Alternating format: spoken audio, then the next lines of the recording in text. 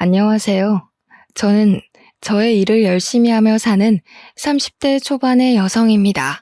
얼마 전 대학교 친구에게 새해 복 많이 받으라는 전화가 왔어요. 저와 친구는 이런저런 사는 이야기를 하다가 같은 학교 선배였던 황시환 선배 이야기가 나왔어요. 친구는 황시환 선배가 결혼한 지 2주 만에 이혼했다며 1년 전에는 같은 과 후배인 아이니와 파혼하더니 또 결혼에 실패했다고 했어요. 그러면서 그 오빠는 외모도 잘생기고 말도 재밌게 잘하는데 도대체 왜 그렇게 결혼을 못하는지 모르겠다고 하며 저에게 너는 혹시 그 이유를 아느냐고 물어보더라고요. 저는 그 이유를 확실히 알고 있었어요. 어떻게 아냐고요? 사실 저는 황시한 선배와 2년 전에 결혼을 약속했다가 파혼을 했거든요. 제가 왜 파혼을 하게 되었는지 그 이야기를 듣게 되면 여러분들도 저와 아이니 그리고 최근에 이혼한 분의 선택을 충분히 이해하실 수 있으리라 장담합니다. 저의 예비 남편이었던 황시한 선배는 과에서 잘생기고 매너도 좋은 인기남이었어요. 저는 그런 예비 남편에게 한눈에 반했고 우리는 연애를 시작했어요. 이렇게 학교 다닐 때 시작한 연애는 졸업하고도 계속 이어졌고 무려 8년이나 사귀게 되었어요. 어느덧 저는 28살, 예비 남편은 32살이 되어 결혼을 생각해야 하는 나이가 되었죠. 우리는 서로 너무 사랑했던 터라 당연히 결혼을 생각해서 각자의 집에 정식으로 인사드리러 가기로 약속했어요. 먼저 제가 예비 남편의 집에 인사를 드리러 갔어요. 처음 뵙는 자리인 만큼 예쁘게 차려입고 예비 남편의 집 앞까지 갔어요. 예비 남편이 자신의 집 앞에서 저를 기다리고 있더라고요. 제가 예비 남편에게 너무 떨린다고 하니 걱정하지 말라고 어른들이 다들 좋아하실 것이라고 하며 다독여줬어요. 떨리는 마음을 부여잡고 예비 남편의 손을 잡고 집에 들어가니 남자 어른 두 분이 계시는 것이 아니겠어요? 예비 남편은 오른쪽은 아버지, 왼쪽은 고모부라고 하며 인사하라고 하더라고요. 저는 인사를 드린 뒤 설마 나온다고 고모부도 오신 거냐고 물으니 그게 아니라 오늘이 제삿날이래요. 저에게 제삿날이라는 말 한마디도 없이 인사하는 날짜를 잡은 것이 황당했어요. 하지만 어른들이 계시는데 그 자리를 박차고 나갈 수도 없는 노릇이라 일단 들어갔어요. 들어가니 고모부가 우리 장손이 드디어 여자를 데려왔다고 반겨주시더라고요. 인사를 드린 후 거실에 앉아 있는데 큰 방에서 할머니께서 나오셨어요. 예비 남편은 같이 사시는 친할머니라고 말하더군요. 저의 예비 남편은 장손이자 귀한 외동아들이고 친할머니, 저에게는 시할머니를 모시고 살고 있었어요. 제가 예비 남편에게 어머니는 어디 계시느냐고 물으니 부엌에 계신다고 했어요. 인사를 드리러 예비 남편을 따라 부엌에 가니 제사상에 올릴 음식들이 식탁에 올려져 있었고 예비 시어머니는 제기들을 마른 수건으로 닦고 계시느라 정신이 하나도 없어 보이셨어요. 저는 처음 보는 제기들이 신기했어요. 사실 저희 부모님은 제가 태어나기 전부터 교회에 다니셔서 제기들을 TV나 책으로만 봤지 실제로 본 것은 처음이었거든요. 어머니는 이리저리 두리번거리는 저를 보며 미소를 지으시더니 다가와 네가 현정이냐며 시완이에게 이야기 많이 들었다고 하시며 반가워하셨어요. 그러시며 미안한데 오늘은 제사라서 바쁘니 일단 조금 도와달라고 하시며 앞치마를 저에게 주셨어요. 처음 뵙는다고 정장까지 입고 왔는데 보자마자 앞치마를 주시니 너무 황당했어요. 하지만 앞으로 시어머니가 되실 수도 있는 분이니 저는 그냥 아무 소리 않고 앞치마를 받았어요. 그렇게 저는 예비시댁에 처음으로 간 지 30분 만에 앞치마를 맸어요. 그리고 불편한 정장을 입고 부엌 바닥에 앉아 전을 부쳤죠. 예비 남편도 제 옆에 앉아 같이 전을 부치려고 했어요. 그런데 그 모습을 본 할머니가 부엌으로 바로 오시더라고요. 시완아, 남자는 부엌에 들어가는 것 아니다. 어서 나와. 불성사납게 이게 뭐 하는 짓이냐? 할머니, 그래도 현정이 처음 왔는데 힘들잖아. 좀 내가 도와야지. 안 그래요? 예끼? 그러면 못 써. 우리 집에 대를 이을 하나뿐인 귀한 장남이 이런 일하면 못 쓴다. 어서 거실로 가서 앉아 있어. 할머니는 예비 남편의 손을 끌고 거실에 앉혔어요. 예비 남편은 거실에 앉아 고모부와 술을 마시며 희희낙낙하고 놀더라고요. 저는 이런 상황이 황당했지만 그래도 원래 제가 음식하는 것을 좋아하기도 했고 TV에서만 보던 제사를 처음 겪어보니 신기하기도 해서 그냥 오늘만 봉사한다는 생각으로 음식을 장만했어요. 저녁 7시 정도가 되자 제사를 이제 해야겠다며 고모부와 시아버지가 거실에 병풍을 펼치시고 예비 남편은 큰 상을 가져왔어요. 어머니는 부엌에서 제기 위에 대추와 사과를 조심스럽게 올리셨어요. 그러면서 저에게 들고 거실로 가서 제사상 위에 올리라고 하셨어요.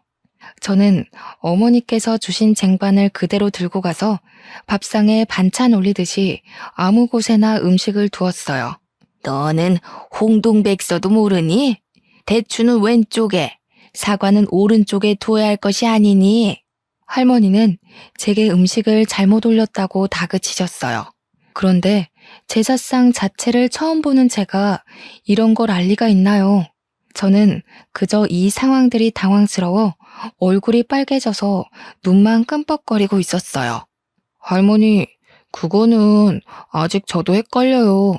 현정이가 그런 거 어떻게 알겠어요? 너무 뭐라 그러지 말아요. 이 녀석, 벌써 이러면 아주 우리가 시집살이라도 시키면 난리칠 녀석일세. 할머니가 한 소리 하실 수도 있지. 그거로 그러니? 할머니가 현정이를 잡아먹기라도 하신다니? 시아버지가 농담식으로 말씀하셨지만 사실 기분이 그다지 좋지는 않더라고요. 할머니의 진두지휘 하에 제사상 위에 음식들이 다 차려지고 제사가 시작되었어요. 제가 예비 남편의 옆에 서기 위해 앞쪽으로 가자 어머니는 제 팔을 잡고 부엌으로 가셨어요. 어머니는 여자들은 절할 때 부엌에 빠져 있다가 음식이 빠질 때 재빨리 음식을 나르고 저녁상을 펴야 한다고 하더라고요. 사실 저는 절을 굳이 안 해도 상관은 없었지만 그래도 음식은 어머니와 제가 다 했는데 정작 우리는 제사에 참여도 하지 못하고 부엌에 있으라고 하니 뭔가 재주는 곰이 부리고 돈은 주인이 받아가는 그런 묘한 기분이더라고요. 그래도 저는 제사를 한 번도 지내본 적이 없기에 원래 제사는 남자들만 하나 보다 생각했어요. 시아버지와 고모부, 예비 남편이 진지한 표정으로 절을 하고 향 위에서 술잔을 돌리는데 저는 그저 신기했어요. 그렇게 제사가 마쳐지고 어머니는 간단히 제사상을 정리한 후 큰 상 하나, 작은 상 하나를 차리셨어요. 그러고는 큰 상에는 수저를 4개와 반찬을 푸짐하게 두시고 작은 상에는 수저 2개와 약간의 반찬을 두셨어요. 고모부, 시아버지, 예비 남편, 그리고 시할머니는 큰 상에 자리를 잡으셨어요. 저도 예비 남편 옆에 앉으려고 하니 어머니께서 제게 잠깐만 부엌으로 와보라고 하시더라고요. 네가 잘 모르나 본데 제사 마치면 너와 나는 저 작은 상에서 먹는 거란다. 큰 상은 남자와 집안 어른들만 드시고 작은 상은 며느리들이 먹는 거야. 알겠지? 네 바빠서 같이 먹자꾸나. 어머니는 당연하다는 듯이 작은 상으로 가셨어요. 저는 이 상황이 이해가 되지 않더라고요. 우리 집은 남자와 여자는 평등해야 한다고 항상 교육하셨어요. 그래서 아빠와 엄마 그리고 제가 설거지도 항상 돌아가면서 했고요. 그런데 예비시댁은 남자는 부엌에 얼씬해서도 안 되고 심지어 밥도 따로 먹어야 한다니 이해를 하려야 할 수가 없었어요. 그렇게 이해가 되지 않는 식사를 마치니 할머니와 고모부와 시아버지가 큰 방으로 들어가시더라고요. 예비 남편도 저에게 잠깐만 기다리라는 표정을 짓더니 같이 큰 방으로 들어가고 거실에는 저와 어머니 둘만 있었어요. 어머니는 부엌에서 쟁반을 들고 와 모두가 드신 식기를 정리하시기 시작했어요. 어머니께서 거실에서 일하고 계시는데 가만히 있기도 뭐하고 해서 어머니를 도와 상을 치우고 정리했어요. 부엌에가니 제기들이 쌓여 있었고 싱크대에는 설거짓거리들이 한가득 쌓여 있더라고요. 어머니는 처음엔 저에게 제기 정리 좀 해달라고 하셨어요. 제기를 처음 본 제가 제기를 어떻게 정리해야 하는지 알 턱이 있나요? 모른다고 하니 어머니가 제기를 정리하시기 시작하셨고 저는 설거지를 했어요. 그렇게 1시간 정도 지나 부엌 정리가 끝났어요. 제가 설거지를 다 하고 고무장갑을 벗자마자 큰 방에서 예비 남편이 나오더라고요. 다 했어? 설거지할 거 많았을 텐데 고생했네. 벌써 밤 10시인데 이제 집에 가야 하지? 근데 어쩌지? 아까 나 고모부랑 술 먹어서 운전은 못 해줄 것 같은데 혼자 갈 수 있겠어? 예비 남편은 제가 설거지를 할 동안 방에서 고모부와 아까 못다 마신 술을 더 마셨더라고요. 술에 취해 해롱해롱한 예비 남편과는 오늘 그 어떤 이야기도 할 수 없겠다 싶어 어른들께 인사를 드리고 혼자 버스를 타고 집에 왔어요. 집에 도착하니 밤 11시였어요.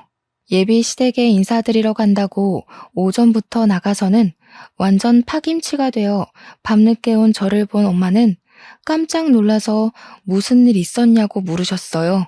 저는 엄마에게 오늘이 제삿날이라서 시어머니와 제사 준비도 하고 제사도 지내고 뒷정리까지 하고 왔다고 말씀드렸어요. 또한 예비 남편이 장손에다 외아들이고 시할머니와 함께 살고 있다는 사실도 이야기했죠. 엄마는 제삿날에 인사하러 오라고 말한 것도 기가 막힐 노릇인데 남의 집 귀한 딸을 제사 준비까지 시키고 뒷정리까지 시키냐며 화를 내셨어요. 당장 예비 남편에게 전화해서 따진다는 것을 예비 남편이 지금 술 먹어서 말해도 소용없다고 하며 겨우 말렸네요. 엄마는 한창 화를 내시다가 저와 예비 남편이 결혼하는 것은 진지하게 다시 생각을 해봐야겠다고 하시고는 주무시러 들어가셨어요. 엄마는 화를 많이 내셨지만 저는 그래도 예비 남편이 좋았어요.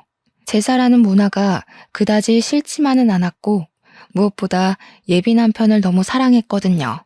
예비 남편도 제게 너무 잘해주었고요. 그래서 그 뒤로도 저희는 잘 만났지만 엄마는 그날 이후 우리의 만남을 탐탁지 않게 생각하셨어요. 그리고 2주 정도가 흘렀어요. 예비 남편은 어른들이 다시 저를 집으로 초대했다고 토요일에 함께 가자고 하더라고요.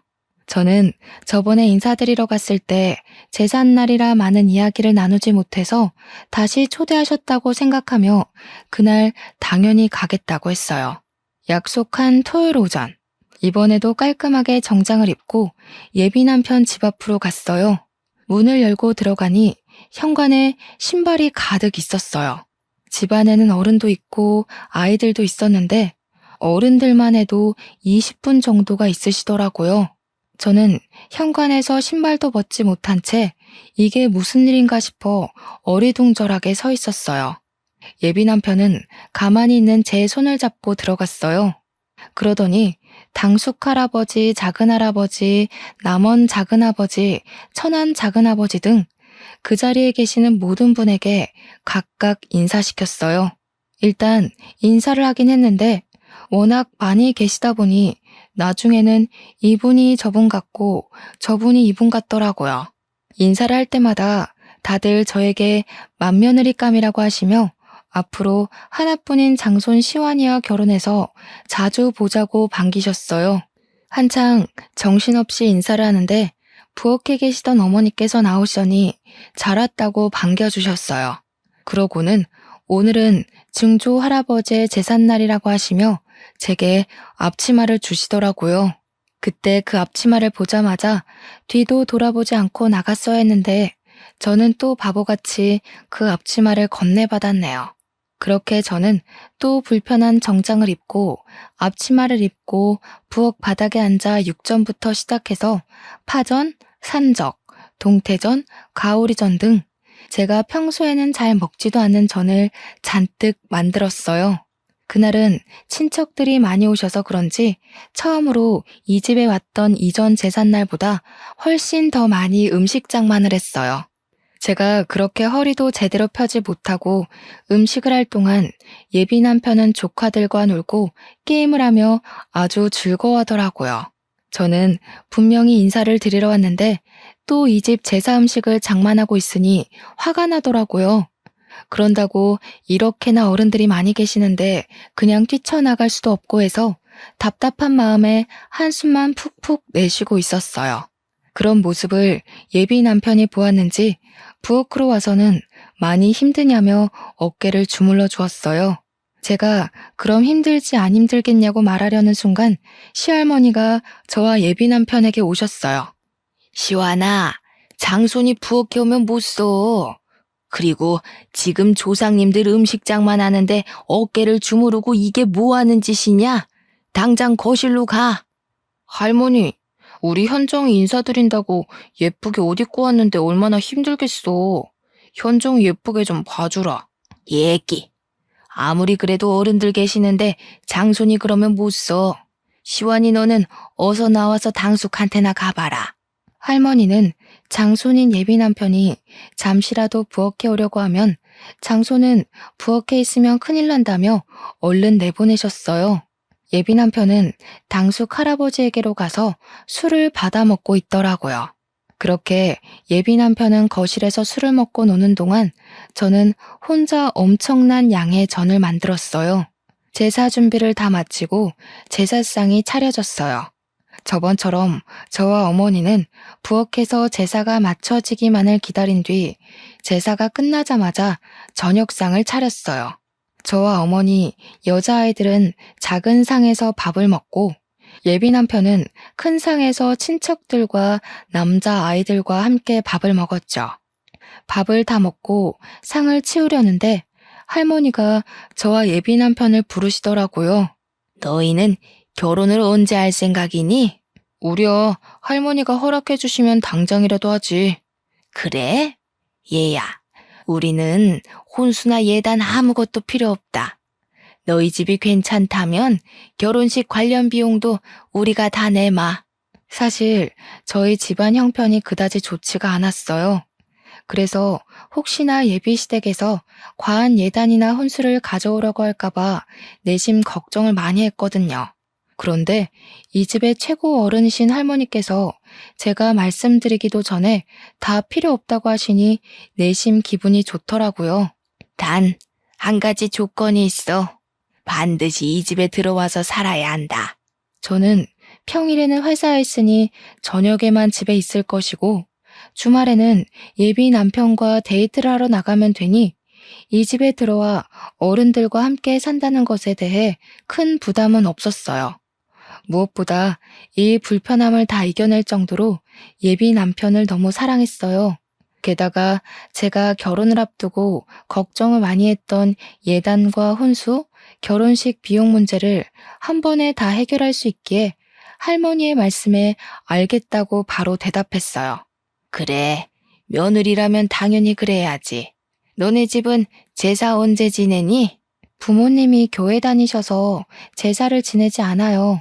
사실 저는 제사 지내는 모습을 실제로는 처음 봐요. 제사를 한 번도 지내본 적이 없다고? 자고로 조상님께 예를 갖춰야 만사가 형통하는 법이다. 이런 조상님들도 모르는 근본 없는 것들. 에이, 할머니, 요새는 다들 제사 이렇게까지 안 지내. 제사 다 합쳐서 간소하거나 아예 안 하는 집도 많아. 명색이 황씨 가문의 장손이라는 사람이 그게 할 소리냐?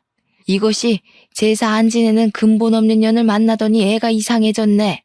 제사를 지내지 않는다는 이유로 친척도 아닌 할머니에게 근본 없는 년이라는 소리를 듣는데 너무 화가 나고 억울해서 눈물이 다 나오더라고요. 눈물이 터지려던 찰나 시어머니가 과일과 한과 따뜻한 차를 한 상 차려오셨어요. 어머니, 이제 다과 드세요. 그리고 현정이는 나 좀 도와주렴. 어머니께서 다과상을 들고 와서 할머니의 말씀을 끊으셔서 다행이었지. 만약에 그러지 않았다면 저는 그 자리에서 아마 펑펑 울었을 거예요. 어머니의 부르심에 부엌에 가니 저번보다 훨씬 더 많은 설거지거리가 쌓여 있었어요. 저는 할머니 앞에서 잔소리를 듣느니 여기서 설거지하는 게 훨씬 마음이 편하겠다 싶어 싱크대 앞으로 갔네요. 그렇게 저는 설거지를, 어머니는 재기 정리 및 부엌 정리를 2시간 정도 하니 드디어 부엌이 깨끗해졌어요. 거실로 나가보니 시간은 어느덧 자정이었고 친척들과 예비 남편은 술에 취해 제정신이 아니었어요. 저는 집에 가야겠는데 시간이 너무 늦어 택시를 타고 갈 생각으로 예비 남편에게 여기 집 주소 좀 알려달라고 했어요. 그런데 술에 취해서 집 주소도 말하지 못하고 헛소리만 해대는 것이 아니겠어요. 그러는 모습을 보신 친척들과 어머니도 오늘 너무 늦었고 여자 혼자 이 시간에 택시 타는 것도 위험하니 그냥 하룻밤 자고 가라고 하시더라고요.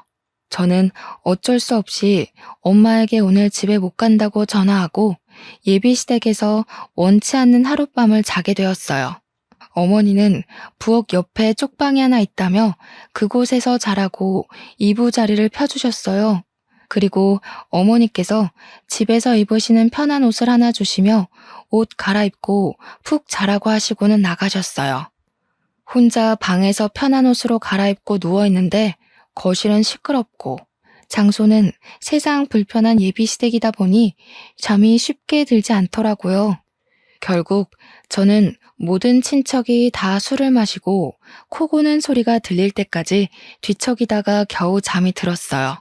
이제 잠이 들었다 싶었는데 어머니가 제가 자고 있던 방에 들어오셨어요. 잠깐 나와 보라고 하시더라고요. 나와서 시계를 보니 새벽 5시였어요.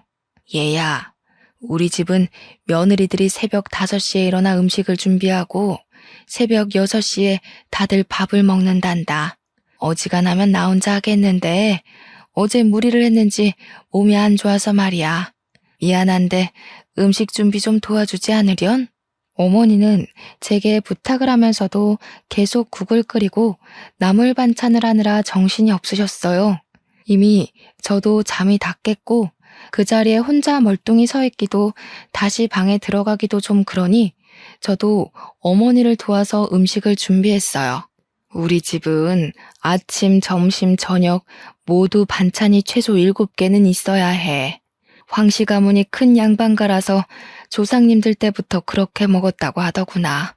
그리고 한번 사용한 음식을 다시 사용해서는 안 돼서 매일 끼니마다 조금씩 새로 해서 먹는단다. 끼니마다 새로운 반찬을 최소 7개는 만들어야 한다고요? 그래. 처음에는 나도 이거를 어떻게 해야 하나 했는데 하다 보니 반찬 7개는 금세 뚝딱 가게 되더라고. 너는 내가 봤을 때 손이 야무지니 나보다 더 잘할 거야. 어머니는 이미 저를 며느리로 생각하셨는지 제게 음식에 대해서 하나하나 알려주셨어요.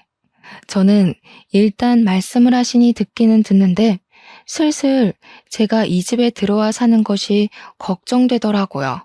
사실 전 아침잠이 정말 많아요.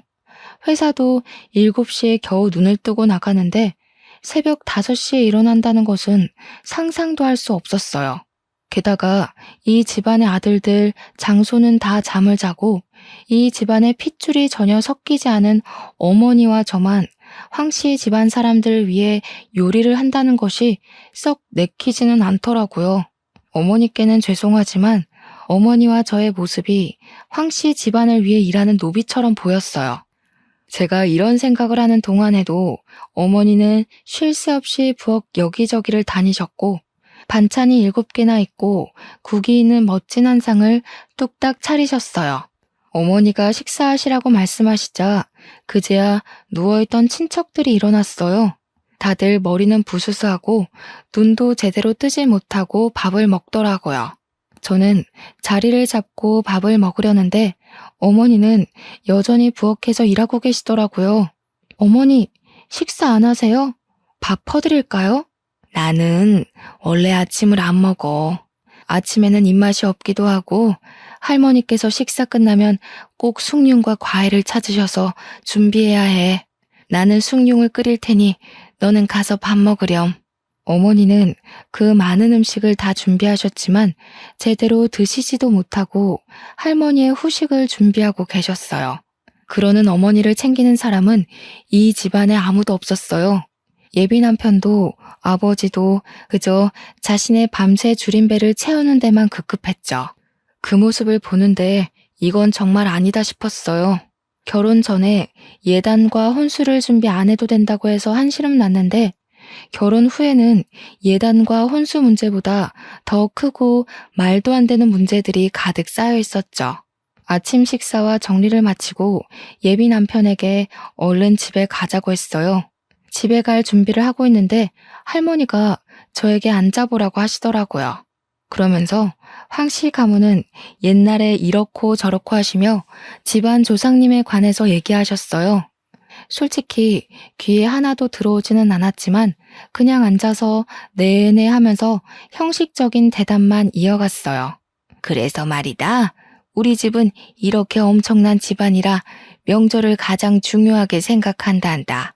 그래서 우리 집 며느리들은 명절 때 조상님들을 모시고 친척들을 챙겨야 덕을 쌓을 수 있어서 친정에 못 간다. 알았지? 그 말씀은 설날 추석 연휴 내내 시댁에 있어야 한다는 말씀인가요? 그래. 요새 젊은 것들은 시댁에는 설날에 추석에는 친정에 가던가 아니면 명절날 아침에 바로 친정으로 넘어간다던데. 우리 집은 그런 거 절대 용납 안 된단다. 그러면 저는 혼자여서 저희 부모님은 명절 때 두 분이서만 보내야 할 텐데요. 그 대신 명절 때 말고 명절 전주나 다음 주에 네 시어머니랑 번갈아서 친정에 한번 다녀와. 원래 옛날에는 처음에 결혼하면 3년간 시댁에 살면서 친정에 가보지도 못했다. 그래도 요새는 많이 좋아진 거야. 결혼한 지 1년도 안 된 새댁이 친정에도 가고 말이야. 저는 저를 이만큼 키워주신 것은 친정 부모님인데 그런 부모님께 명절 때 찾아가 보지도 못한다는 것이 전혀 이해가 되지 않았어요. 정말 이건 너무 아니다 싶었죠. 더 어이없는 건 예비 남편이었어요. 예비 남편은 할머니의 말에 고개만 끄덕이더라고요. 너는 이제 출가 외인이다. 결혼하면 이 시댁에 뼈를 묻고 살아야 해. 이제 친정은 잊고 여기 시댁의 조상님께 충실하게 효를 행하며 살아야 한다. 그동안 저를 키워주신 친정은 잊고 얼굴도 이름도 모르는 어쩌면 예비 남편 아니었으면 남남이었을 시댁의 조상님께 효를 행하며 살아야 한다니 정말 어이가 없더라고요. 그 뒤로도 할머니는 한참 동안 조상님과 며느리의 도리에 대해 설교를 하셨어요. 할머니, 이제 우리 일이 있어서 나가봐야 해. 우리 장손 오늘 일이 있었어? 그래, 어서 가봐. 너도 같이 가려무나. 참, 우리가 다음 달에도 제사가 있단다. 날짜는 장손에게 듣고 그때도 꼭 와야 한다. 할머니께서는 저에게 다음 달에도 제사가 있으니 반드시 참석하라는 말을 하시며 잘 가라고 하셨어요. 예비 남편의 차에 타서 곰곰이 생각해보니 이 모든 상황이 너무 어이없더라고요. 저는 분명히 결혼 전 인사를 드리러 왔는데 인사는커녕 제사 음식 장만하고 부엌에서 일하고 아침상 차리고 다음날 예비 시댁에서 나온다는 것이 말이나 되는 상황인가요? 우리 할머니가 좀 말이 많으시거든. 그래서 할머니 말이 더 길어질까봐 내가 적당히 둘러대고 잘랐어. 그래. 그런데 인사 와서 제사 지내고 온다는 것이 좀 그러네. 왜? 힘들어서 그래? 이거 한 번 가지고 그러면 어떡해. 우리 집은 1년에 제사가 12번, 명절 2번 해서 1년에 총 14번 제사를 지내야 하는데 앞으로 어쩌려고 그래. 이제 제사 문화에 적응해봐. 1년에 14번이나 이런 제사를 지낸다고? 그래도 네가 제사를 2번이나 와서 어른들한테 잘 보여서 그런지 친척들이 다들 너무 좋은 며느리감이라고 칭찬하시더라. 며느리감? 최고의 며느리감이래. 할머니와 친척들 모두 너를 며느리로 생각하시는 거지. 우리 집 며느리 테스트 합격한 거 축하해. 뭐? 며느리 테스트? 응, 며느리 테스트. 내가 이 집안의 외동아들에다 장손이라 아무 여자와 결혼 못 시킨다고 내가 여자를 데리고 오면 테스트를 한다고 하셨거든. 그래서 제삿날에 인사하러 오라고 해서 어떻게 행동을 하는지 우리 친척들과 잘 어울리는지 테스트를 한 거야. 그럼 나 통과했으니 기뻐해야 하는 거야? 그럼 현정이 너는 우리 집 며느리 테스트에 처음으로 합격한 거야. 예비 남편은 신나서 이야기하는데 저는 듣고 있자니 너무 어이도 없고 황당하더라고요. 무슨 조선시대의 세자가 결혼할 때 양반집 교수들 여럿 모아놓고 삼간택 치르면서 세자빈 뽑는 것도 아니고 남녀 평등을 외치는 이 21세기에 며느리 테스트라뇨. 아, 그리고 사극에서 보면 조선시대 때 세자빈 간택에 통과하면 별궁으로 들어가서 결혼 전까지 왕실 교육을 받잖아.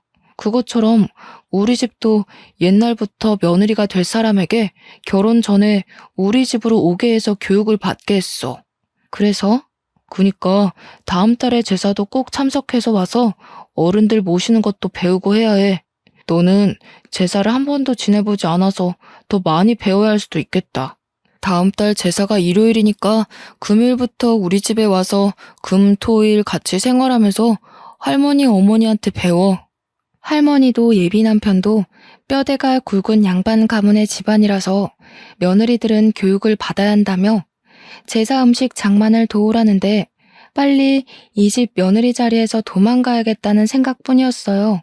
바로 헤어지자고 말하고 싶었지만 8년간 사귀었던 정도 있었고 전날 잠을 거의 못 자서 너무 피곤해서 일단 바로 집으로 갔어요.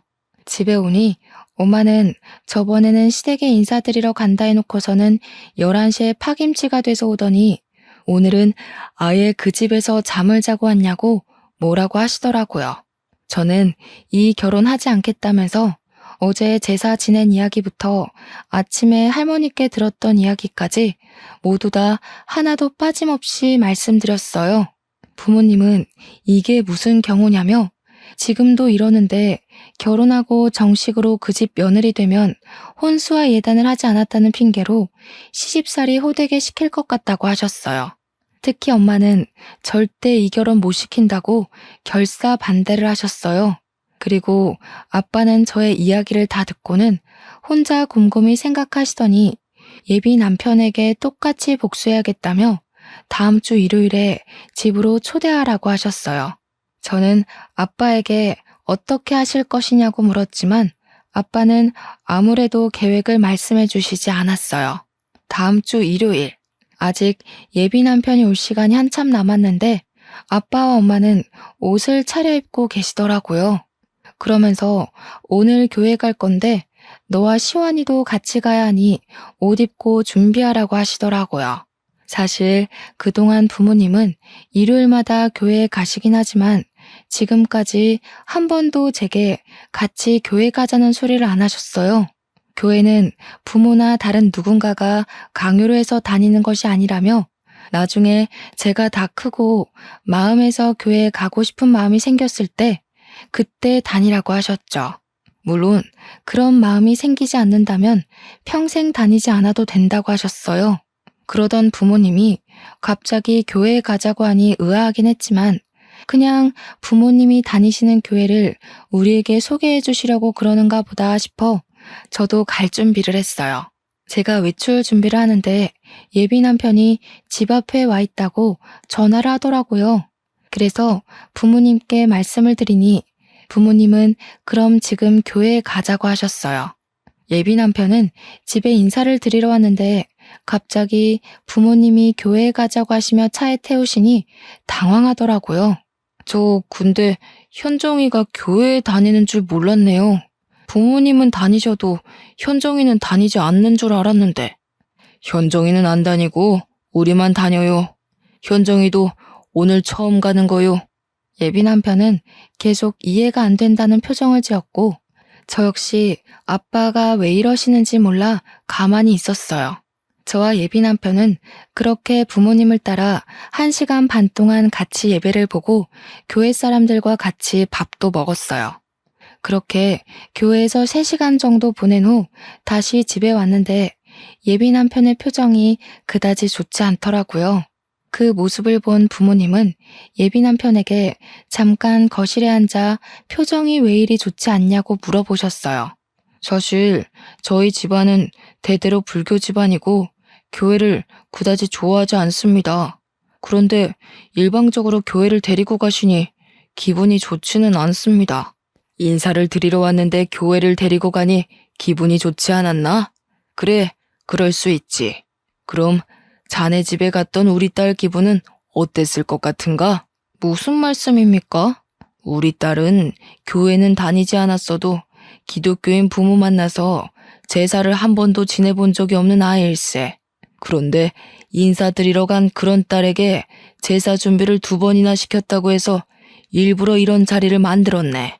제 생각에는 현정이가 앞으로 저와 결혼하면 제사상을 차리고 해야 하는데 미리 우리 집의 가풍에 대해 경험해보는 것이 좋지 않을까 해서 그렇게 한 것입니다. 그래? 그럼 자네도 앞으로 현정이와 결혼할 사이니 매주 일요일 우리와 함께 교회에 가자. 솔직히 1년에 14번 제사보다 매주 교회가 훨씬 낫지 않나? 매주 같이 교회를 가자고요? 저희 제사는 고작 한 달에 한 번이지만 교회는 매주인데 어떻게 이게 더 괜찮습니까? 가서 앉아만 있으면 되는데 제사상 차리고 설거지하는 것보단 훨씬 낫지. 안 그런가? 아마 저희 할머니가 교회에 간다고 하면 난리치실 것입니다. 교회를 떠나 매주 일요일에 현정이가 친정에 간다고 해도 아마 화를 내실 거예요. 우리가 언제 현정이도 같이 간다고 했나? 현정이는 자네 집 어르신들 식사 준비해야 한다고 하니 못 가고 자네만 나와서 우리랑 같이 교회에 가자고. 괜찮지? 못한다고 하면 우리도 결혼 못 시키네.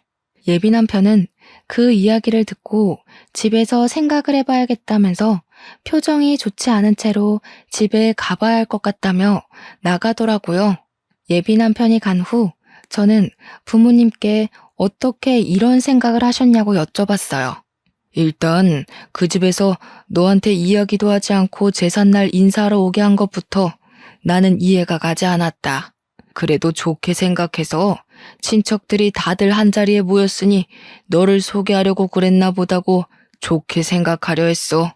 네, 정말 제삿날에 많은 친척이 오셔서 다들 인사드리고 하긴 했네요.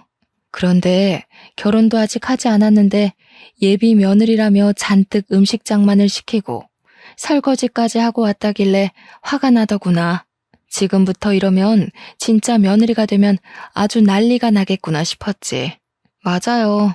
정말 그 집 며느리인 시어머니는 정말 생기가 하나도 없어 보이셨어요. 정말 죄송하지만 황씨 집안을 위해서 일하는 노비 같았어요. 그 정도였니? 아무튼 너도 마음이 떠난 것으로 보이고 해서 둘이 헤어진다고는 했는데 그래도 남의 집 귀한 딸 고생시키는데 그냥 헤어지기엔 뭔가 내가 아쉬웠어. 그래서 내가 복수를 계획했지. 그런데 우리 집은 제사를 지내지 않으니까 제사날 오라고 할 수도 없으니 대신 교회로 바로 데려가신 거예요? 그렇지. 솔직히 네가 그 집에서 2번이나 제사상 차리고 뒷정리하고 온 거에 비하면 너무 소소한 복수이지만 그래도 그 비슷한 상황을 조금이라도 느껴봐야 하지 않겠니? 그래야 정신 좀 차리지.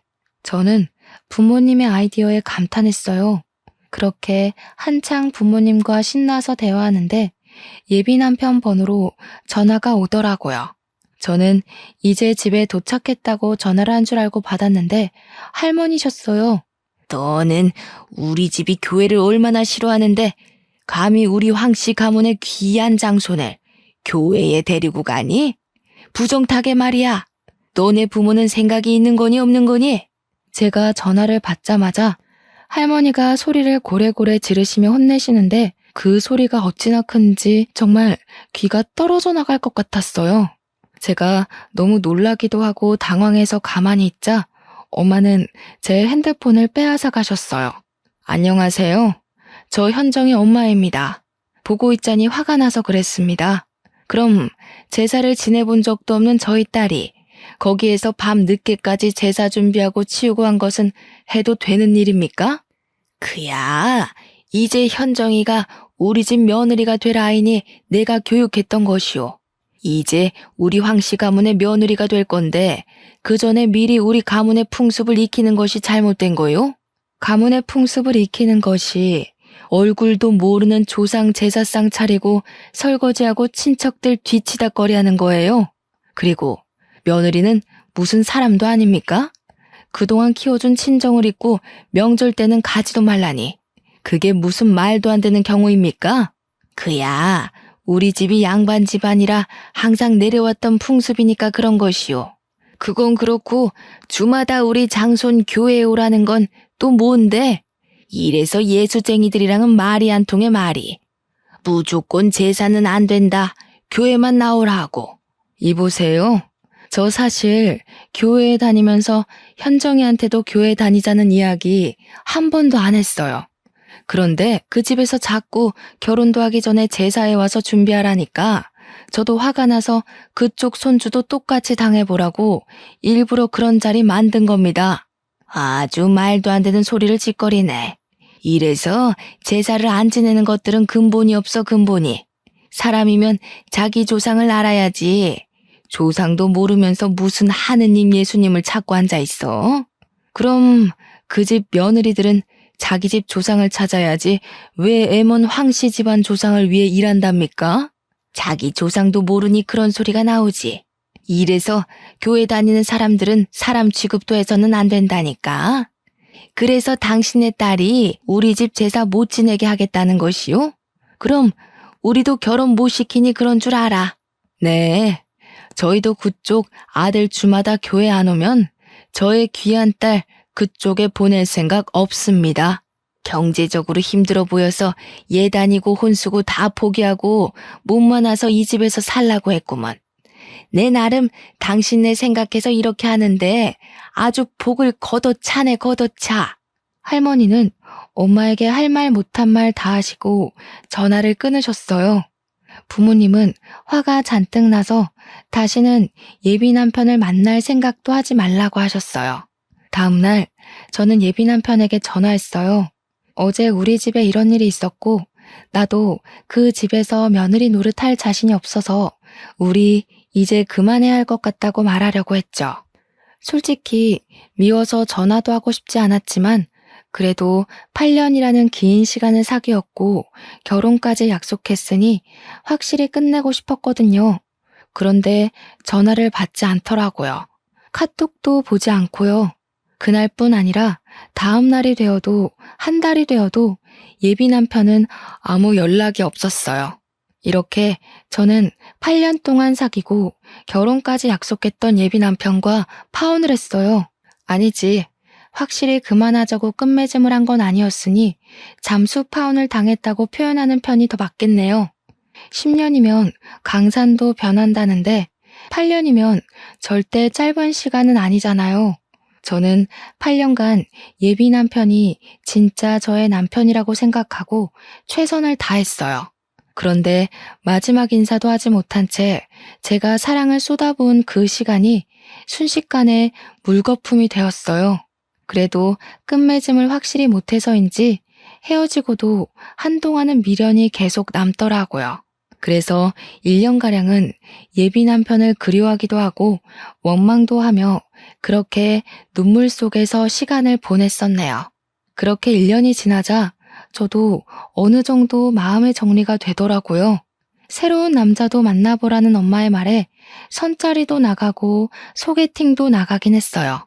그런데 나이가 나인지라 만날 때마다 자연스럽게 결혼 이야기가 나왔고 상대분과 이야기를 하다 보면 경제적으로 넉넉하지 않은 내가 결혼을 할 수 있을까 하는 걱정이 먼저 들었어요.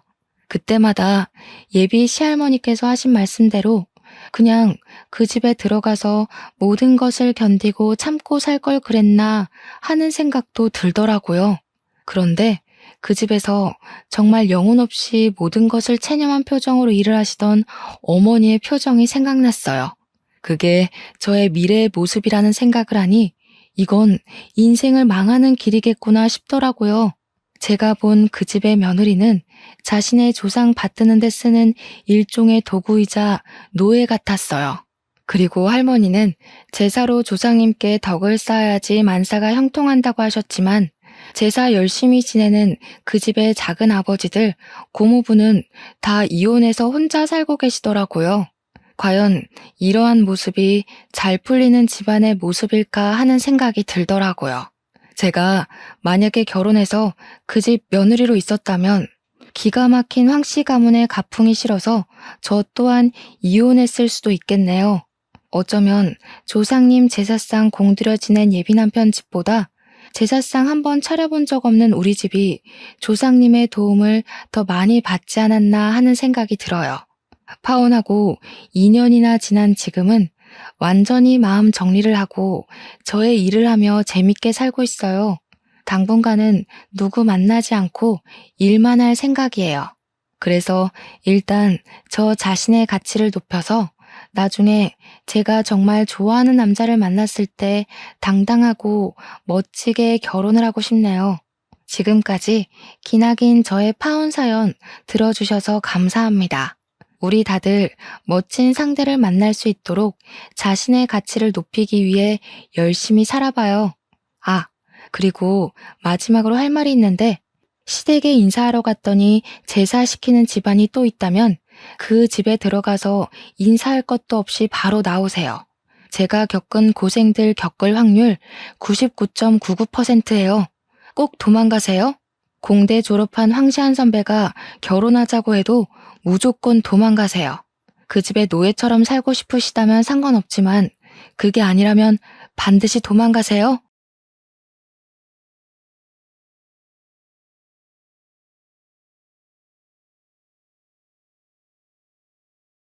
안녕하세요. 저는 그 흔한 고부간의 갈등과 다리 역할 못하는 남편의 문제로 이혼한 40대 초반 여자입니다. 제가 이곳을 찾은 건 무려 4년이 지난 결혼 스토리 때문인데요. 제가 젊을 때만 해도 이혼 자체는 해도 되고 말아도 되는 종착지가 아닌 무슨 일이 있어도 피해야 할 지옥행과 다름없는 인식이 강했습니다. 그래도 저도 시집살이를 참고 시모의 등살을 버티는 게 당연했는데 하나밖에 없는 제 아들이 커가면서 사회적 시대도 이전과 다른 분위기를 띠고 있는 게 보였고 그제야 저도 이혼해 볼 용기가 나더라고요.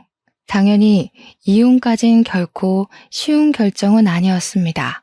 못 먹고 죽어도 고였던 저는 미워 죽겠고 원망스러운 남편조차 또 막상 버리려고 하니까 고민 많이 되더라고요. 그럼에도 끝내 아들만 생각했고 아들의 도움을 받아 새 삶을 살고 있습니다. 저는 정말 지독한 시집살이를 겪었어요. 개고생하면서 결혼 생활을 했다고 말을 하면 보통 사람들은 제 친정 형편이 어려울 거라고 당연하게 생각하시더라고요. 하지만 아닙니다. 오히려 그 반대였어요. 저는 친정집이 소위 중산층에 속하는 넉넉한 집안의 딸이었습니다. 저 때는 시집살이가 다 이랬네요. 잘 살든 못 살든 며느리 입장이 되는 순간 시댁에선 가장 천민 수준이 되는 게 법이나 다름없었습니다. 제 남편은 글을 쓰는 사람인데 남편 자체가 하고 싶은 일 아니면 다른 곳에 관심 없는 타입이라 먹고 사는 것보다 자기 꿈을 이루는 게 중요한 사람입니다. 저랑은 소개팅으로 만난 사이예요. 젊을 때는 남편의 열정이 마음에 들어서 금방 인연이 되었고 글만 쓰느라 제대로 된 벌이가 안 되던 남편 때문에 데이트 비용은 거의 제가 냈습니다. 당시에 여자가 돈 내는 건 흔치 않은 인식이었어요. 그런 사회적 배경치고는 제 머리가 조금 깨어 있었나 보네요. 저는 누가 돈을 내던 상관없는 입장이었거든요. 남편의 경제력도 당연히 그리 중요하게 생각하지 않았습니다. 제게는 사랑하는 마음이 더 중요했어요. 남편과 1년을 사랑하면서 정말 소설 같은 순간이 많았기에 저는 2번 다시 이런 남자는 만날 수 없다고 착각했고 그 콩깍지 덕분에 결혼까지도 자연스럽게 결심을 하게 되었어요. 양가 어른들을 뵙기 전만 해도 저랑 남편 사이는 문제가 없었습니다. 그러나 상견례 날 예상치 못한 일을 겪게 되어 저는 남편의 여건을 배려해서 장소 예약을 우리 친정에서 잡고 미리 계산까지 해놨는데요. 갑자기 상견례 닥친 하루 전날에 남편이 제게 전화해서 예약 장소를 취소하라고 하더라고요. 시모가 친정이 정한 곳 말고 자기가 맛있는 데 한다고 다른 곳을 예약해뒀으니 본래 예약된 곳 물으라는 통보였습니다. 친정에서 예약한 곳은 고급 일식집이었는데 거기는 무조건 예약제로만 운영이 되어서 중간에 취소를 할 경우 위약금을 물어야 되거든요. 심지어 하루 전날 취소를 한다면 환불 금액은 겨우 60%밖에 안 됩니다. 만약 100만 원 식사 자리였다 치면 60만 원만 돌려받는 거라고요. 저희 집이 여유 있다고 했지 돈이 사치 부릴 정도로 잘 사는 집은 아니거든요. 부자든 아니든 어쨌든 일이 이렇게 돼버리면 서로 만나기 전부터 감정이 상하게 되잖아요. 그래서 저희 부모님이 그날 밤 잠을 제대로 못 주무셨습니다. 기분이 엄청 안 좋아서요. 그래도 어쩌겠어요. 남편 말로는 시모 의견이 너무 완고해서 어쩔 수가 없다고 자기도 곤란해하던 걸요. 그렇게 바뀐 장소는 저희 친정 부모님의 감정을 또 한 번 상하게 만들었는데요. 충격적이게도 고기 냄새 폴폴 나는 번잡한 식당이 아니겠어요? 그 식당이 나쁘다는 게 아닙니다. 그냥 그렇게 시끄럽고 정신없는 곳은 상견례 장소와 맞지 않다고 생각했을 뿐이에요. 저희 친정 부모님은 상대방에게 격식을 차린다고 아주 곱게 단장을 하고 오셨는데 상견례 마치고 남은 건 온 옷에 다 밴 고기 냄새뿐이었던 걸로 기억합니다. 그렇다고 상견례 분위기가 좋았던 것도 아니에요. 시모가 인사 나누자마자 우리에게 던진 첫 마디는 시모의 인품을 그대로 드러냈습니다. 장소가 고깃집이란 소리 못 들었는가 보네. 비싼 옷 버리게 돼서 어째요? 우리 집은 늘 이랬고 앞으로도 이렇게 살 건데. 곱상하게 자란 따님이 적응하려나 모르겠네요. 안 싸돈도 그 집의 며느리시니까 아실 거예요. 어디 며느리 일이 보통 일인가요? 곱상하다고 봐주고 돈 많다고 참아주고 저희 집은 그런 거 없습니다. 그 말을 듣는 순간 저는 시모가 이 결혼을 탐탁치 않아 한다는 걸 눈치챘습니다. 저희 친정 부모님도 시모의 빈정거림에 표정을 어둡게 했어요. 그러니 시모와 다르게 눈치는 있던 남편과 시부가 나서서 시모의 거침없는 발언을 말려주었습니다. 사부인께선 애들 만남이 마음에 들지 않나 봐요. 아니면 우리 딸이 별로 못마땅하신 건가? 저희는 다른 거 안 보고 그저 딸애가 원하는 남자랑 결혼시키는 걸 목적에 두고 있거든요. 사위될 사람이 저희들 마음에 들든 아니든 딸 의견 존중해서 이 자리에 나왔다는 소리예요. 아이고, 기분이 상하셨나 보네. 저렇게 곱상한 따님을 주신다는데 마음에 안 들 리가 있겠어요? 사랑 많이 받고 자란 티가 나길래 괜히 저희 집 오면 고생할 거니까 안쓰러워서 한 소리 한 거지요. 저한테는 과분한 며느리네요. 말씀에 교양이 참 없으시네요. 제가 딸을 주는 게 아니라 딸이랑 그쪽 자식이 잘 살도록 응원해주는 거죠. 자식이 물건도 아니고 주고 말고가 어딨겠어요. 그날 상견례 분위기는 그야말로 엄마들의 기싸움으로 끝났습니다. 엄마는 주변에 사람들이 많다 보니까 최대한 예의 차려 마무리한 거였어요. 상견례 이후로 친정 부모님은 얼마나 노발대발 저의 결혼을 반대했는지 모릅니다. 하지만 그때만 해도 제 젊은 패기가 쓸데없이 결혼 의지에서 발산이 돼버렸네요. 남편을 너무 사랑했고 고작 어른들의 문제로 헤어지고 싶지 않다는 미친 소리를 해버렸습니다. 남편도 저희 부모님을 찾아와서 시부모는 신경 안 써도 된다고 저 없이는 못 산다고 며칠을 무릎 꿇고 빌었죠. 저와 남편의 완강한 고집에 친정 부모님은 결국 반기를 들어주었어요. 제가 결혼을 강력하게 주장하긴 했지만 저라고 왜 이 결혼이 안 찝찝했겠습니까? 시모의 말투, 표정, 눈빛만 보아도 저를 싫어하는 게 느껴지는데 이 결혼이 고민 안 됐겠어요? 저를 기다리고 있을 시집살이만 생각하면 당연히 무서웠죠. 결혼을 말리는 수많은 감정들이 저에게 경고를 보냈는데도 저는 남편한테 눈이 멀어 굳이 가시밭길을 택했습니다. 누구 탓을 할 생각 없어요. 제 탓인 거 잘 알거든요. 그렇게 쓸모없는 사랑이란 감정으로 결혼을 해버렸고 시모의 권유로 합가를 시작했어요. 요즘 같으면 당연히 친정한테 도움을 조금 받아서 분가를 했을 겁니다. 그런데 그때는 결혼을 하면 웬만한 며느리들이 거의 다 시댁에 합가를 해서 살았을 적이었어요. 그것마저도 저한테는 당연한 결정이었다는 거죠. 어느 누가 시댁을 대상으로 머리를 굴려볼 생각을 했겠습니까? 그때는 요즘처럼 메신저도 부족했고 주위에 결혼한 사람들이 많이 있지 않은 이상 소문으로 다양한 사례를 듣는 것도 쉽지 않았었어요. 저랑 남편은 신혼여행도 못 갔습니다. 결혼식 끝나자마자 몸살이 난 시모 때문에 남편이 여행 다 취소하고 시모의 간병을 했기 때문이죠. 그때는 시모가 아프다는 사실에 저도 놀라서 여행 따위 상관없다고 솔선수범 나서서 시모를 챙겼습니다. 참 순진했고 바보 같은 짓이었어요.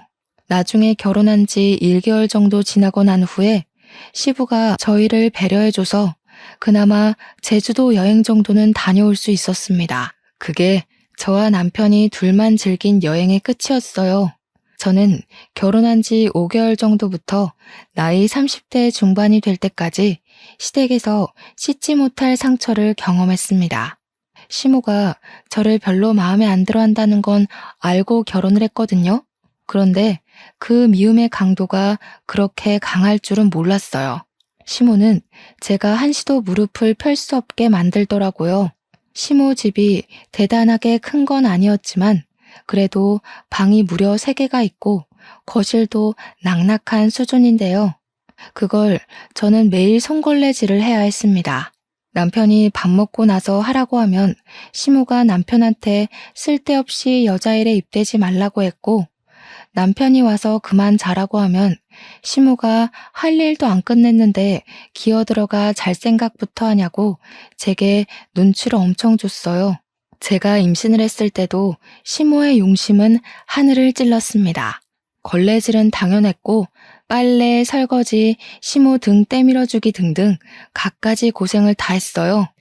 시모가 용띠인데 제가 용띠를 싫어하는 이유도 다 시모 때문일 정도로 시모의 모든 것이 저를 살떨리게 만들었습니다. 아, 그리고 제가 출산에 거의 임박해갈 무렵 시모가 임신에 좋다면서 무슨 한약을 지어줬는데요. 제가 아직도 그 한약을 먹은 게 한으로 남아있어요. 그 약 다 먹을 때쯤에 제 몸에 변화가 심각하게 왔었는데 산모로서 적당 수치의 몸무게보다 제가 10kg는 더 살이 쪄버린 거예요. 완전히 다른 사람이 되었을 정도로 부어서 코끼리 수준이 되었습니다. 남편도 깜짝 놀랐을 정도로 변화가 빠르게 찾아온 거였어요. 당신, 이 정도로 살찌는 건 애한테도 안 좋지 않아? 쌍둥이를 뵌 것도 아닌데 무슨 살이 이렇게 쪘어? 많이 먹었어? 먹긴 뭘 먹어. 요즘 입덧 심해서 제대로 입에 넣지도 못하는 거 봤잖아. 아무래도 어머님이 지어주신 약 때문인 것 같아. 분명 산모한테 좋은 거라고 했는데 뭔가 잘못됐나 봐. 시모가 저한테 그 한약을 건넬 때 솔직히 처음에는 시모가 그래도 어느 정도의 양심은 있구나. 그래도 나를 며느리라고 생각은 하고 있구나 생각했습니다. 자기 손자한테는 그래도 할머니 노릇 해주겠구나 생각을 했었다고요. 그런데 약을 먹으면 먹을수록 제 신체 변화가 무섭게 돌변하자 시모에 대한 의심이 새록새록 들기 시작했어요. 시모 마음을 생각해서 정말 고맙게 받았던 건데 병원에서까지 저더러 더 이상 살찌면 위험할 수 있다고 말해주는 탓에 저는 그 한약을 들고 한의원 한 곳을 찾아갔어요. 그리고 그곳에서 들은 사실은 충격적이게도 이 약이 불법적으로 만들어진 사짜 약이라는 걸 알게 되었습니다. 처음으로 시모한테 서운하고 화가 나서 한약을 들고 따졌어요. 어디서 어떻게 구하신 거냐고 물어보니까 시모가 말하길 이게 어디 한의원에서 지은 약이 아니라 동네 주민 중에 한약하는 사람이 있는데 그 집에 가서 만든 약이라 하더군요. 그냥 가정집에서 만들어진 근본 없는 약이라는 겁니다. 어머님, 그렇게 증명 안 된 곳에서 약을 지으신 거면 처음부터 그렇게 말씀하셨어야죠. 분명 산모한테 좋은 거라고 하셨잖아요. 그런데 이게 뭐예요? 산부인과에서도 저더러 이대로면 출산도 위험하다 했어요. 참나, 그 집의 사람도 한때 한의사였어. 내가 네 몸이 말라서 기력 없다고 하는 바람에 살찌는 약재를 보탠 것 같은데, 아니, 그래서 지금 나한테 따지는 거니? 돈 많은 친정 뒀다고 동네 집에서 지은 싸구려 약은 약도 아니라는 거냐? 그 말 하는 게 아니란 거 아시잖아요. 제 몸 보세요. 당장 병나더라도 이상하지 않을 상태가 돼버렸다고요. 어머님 믿고 먹었던 건데 아무래도 더는 못 먹겠네요. 제가 아무리 미워도 그렇지 어떻게 어머님 손자까지 위험하게 만드세요? 웃긴다. 뭘 또 내 손자까지 끌어들여. 아유 됐다. 그럼 다 개원해. 그래도 하나 있는 며느리라고 내 돈 들여 약까지 해줬더니 겨우 이런 소리나 쳐듣고 있네. 으이그 내 팔자야. 먹기 싫음 다 갖다 버려라. 너는 어째 마음에 드는 구석이라고는 없냐? 시모는 오히려 제게 삐쳐서 그날 저녁을 단식하셨습니다. 남편이 설득해서 시모를 밥상 앞에 앉히려 했지만 시모가 제게 시위하면서 친정 빽 믿고 시애미 개무시한다며 욕을 하는 탓에 남편도 포기해버렸어요. 대신 그날 저녁 먹으면서 남편이 제게 좀 많이 툴툴거렸네요. 엄마랑 좀 잘 지낼 순 없어? 엄마 나이도 있는데 그냥 비위 맞춰주면 당신도 지내는데 편할 거 아니야. 들어보니까 한약 때문에 다툰 것 같던데. 그걸 꼭 엄마한테 따져야 했어? 그냥 먹는 척하고 안 먹으면 그만인 거를. 어머님 약 때문에 나만 위험했어? 우리 아이도 큰일 날 뻔했어. 내가 한의원 안 가봤으면 불량 한약인 줄도 모르고 계속 먹었을 거 아니야. 잘못된 걸 잘못됐다고 알려줬을 뿐인데 다들 나한테 왜 이래? 만약 남편이라도 멀쩡했다면 제가 이혼까진 안 했을 겁니다. 이왕 참고 산 거 이혼해봤자 뭐 하겠나. 다 이렇게 살 텐데 하고 살았을 거라고요. 그런데 남편이란 작자는 제가 임신을 하고 살이 찌면서부터 제게 소홀해지기 시작하더니 출산을 하고 나서부터는 일주일에 3일씩 막 외박을 했습니다. 남편이 글 쓰는 사람이라고 했잖아요. 그것도 진작에 손 놓았고 친정에서 저더러 출산 고생했다고 준 돈을 빌려달라더니 외박을 안 할 때면 술 처먹고 들어와서 거실에 대자로 뻗는 것도 여러 번이었습니다. 점차 실망스러워진 남편이 너무 미워서 남편이랑 싸우기라도 하면 시모가 뒤늦게 저를 불러다가 어디 남편한테 언성 높이냐고 효자손으로 저를 쿡쿡 찌르며 혼을 냈어요. 안 그래도 시모가 준 약 때문에 출산을 하고 나서도 붓기가 안 빠져서 살이 돼버린 게 짜증이 났거든요. 앞뒤 상황은 전혀 귀담아 들을 생각 없던 시모가 남편을 대놓고 감싸자 더 꼴보기가 싫었습니다. 제게 악마 같은 시모는 남편에겐 아주 천사엄마였어요. 남편이 술 자주 먹고 외박 자주 하고 돈만 흥청망청 써도 시모는 남편한테 미운 소리 한 번을 안 했고 오히려 용돈을 챙겨주거나 담배도 사주고 비싼 패딩 사주면서 아주 꼴불견 짓을 했네요. 손자한테는 옷 한 벌 안 사줬으면서 다 늙은 남편은 아직도 품의 아기 마냥 지극정성으로 챙겼습니다. 그렇다고 그런 시모가 남편한테 효도를 받는 건 아니었어요. 남편은 갈수록 짜증이 늘어갔는데요. 그 대상은 저뿐만 아니라 시모도 제외는 아니었다는 겁니다. 한 번은 시모가 새벽에 어두컴컴하고 화장실 가기 불편하다고 툴툴거려서 남편이 요강을 사준 적이 있었어요. 그런데 말이에요. 이게 진짜 미치고 팔짝 뛸 노릇이었는데 시모가 그 요강을 우리 방 옆에다 두고 볼일을 보는 거 아니겠어요? 언제 한번 남편이 화장실 간다고 불 다 꺼진 새벽에 방을 나왔다가 문 옆에 쪼그리고 앉아있는 시모를 보고는 깜짝 놀라서 소리를 지른 적이 있었습니다. 남편 고함에 자고 있던 저도 식겁해서 일어났었어요. 그때 남편이 시모한테 여기서 뭐 하냐고 쌍욕까지 했었습니다. 당신은 이해 안 됐던 시모 행동이 지나고 보니까 짐작이 갔는데 아마 저랑 남편이 밤에 잠자리라도 가질까봐 감시하려 했던 게 아닌가 싶습니다. 남편한테 그렇게 욕을 먹어도 시모는 똑같은 짓을 반복하더라고요. 남편이 짜증나서 요강을 내다버리는 바람에 시모가 그 더러운 짓을 멈췄던 거였어요. 그럼에도 시모는 남편 앞에서 한없이 아들 바보 노릇을 하더군요. 시모의 용심은 제 아들이 초등학교를 입학했을 때까지도 계속되었어요. 우리 아들이 혼자 학교를 등교하려면 자리를 익혀야 하니까 제가 초반에만 일일이 등하교를 동행했었는데요. 그럴 때마다 제가 집을 비워야 되니까 시모는 그게 또 마음에 안 들었나 봐요. 아주 끼고 살아라 끼고 살아. 가서 공부까지 하고 오지 그러니 새끼들 그리 오냐오냐 키워봐라. 나중에 다 등쳐먹고 도망이 나가지. 너 같은 부모 때문에 뉴스에 나오는 못된 애들이 사방에 출몰해서 범죄나 일으키는 거야. 제가 집안일을 안 해놓은 것도 아니거든요. 그런데 그 잠깐 20분 정도 없는 걸로 시모가 하루 종일 저를 쫓아다니면서 툴툴거리더라고요. 그때까지만 해도 저는 속으로만 시모 욕을 하며 모든 걸 참아 삼켰습니다. 자꾸 참았던 건 제가 참는 걸 잘해서가 아니라 그땐 참아야만 되는 줄 알았어요. 남편이 제 첫 남자이기도 했고 이미 가정이 꾸려졌고 이혼은 최대한 피해야 했으니까요. 그럼에도 제가 한번 큰 소리를 내며 집안을 시끄럽게 만든 날이 있었는데요. 바로 남편의 불륜이 제게 들통났을 때였습니다. 누구는 숨 안 막혀? 나도 속이 썩어 들어간다고. 어떻게 가족이랑 자식 새끼를 두고 그런 천박한 짓을 저지를 수 있어? 네가 그러고도 아빠야? 나는 이 집에서 개고생을 하면서 다 참고 사는데 너는 탱자탱자 놀기만 하면서 그게 답답하다고 바람을 피워? 그럼 너도 바람 피우던가. 네가 여자 같지 않아서 더는 안 끌리는데 어쩌라고. 남자가 일하고 싶고 돈 벌고 싶은 원동력은 다 여자한테서 나온다는 거 몰라?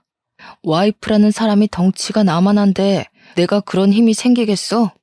내 탓하기 전에 제발 네 자신을 좀 돌아봐.